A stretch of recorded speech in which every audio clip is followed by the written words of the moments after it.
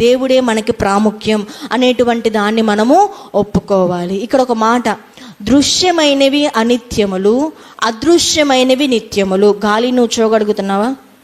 గాలిని చూస్తున్నామండి, లైట్ వేస్తే అంతా వస్తుంది, వెలుతున్న నువ్వు చూడగలుగుతున్నావా? లేదు, ఇట్ ఈస్ నాట్ పాసిబుల్, అవ్వదు. ఎందుకు? మనము ఆ వెలుగుననేది మనం చూడలేము, అలాగే గాలిని మనం చూడలేము, అలాగే ప్రాణాన్ని మనం చూడలేము. కానీ అవి ఉన్నాయి లేవా? ఖచ్చితంగా ఉన్నాయి. చనిపోతే ఆత్మ అనేది దేవుడి దగ్గరికి వెళ్ళిపోయిద్ది. అవి నువ్వు చూడగలుగుతున్నావా? లేదు, జరగట్లేదు. అంటే దృశ్యమైనవి అవన్నీ కూడా అనిత్యములు. ఏవైతే అదృశ్యంగా ఉన్నాయో, ఏవైతే నీ కంటికి కనిపించట్లేదో అవన్నీ కూడా నిత్యములు. కొంతమంది మూర్ఖులు అడుగుతారండి, దేవుడు ఉన్నాడా? చూపించు. ఎలా చూపిస్తాం? గాలి నువ్వు చూపించు, ప్రాణాన్ని నువ్వు చూపించు, వెలుతురు నువ్వు చూపించు, అలాగే మనం పీల్చేటువంటి ఆక్సిజన్ చూపించు.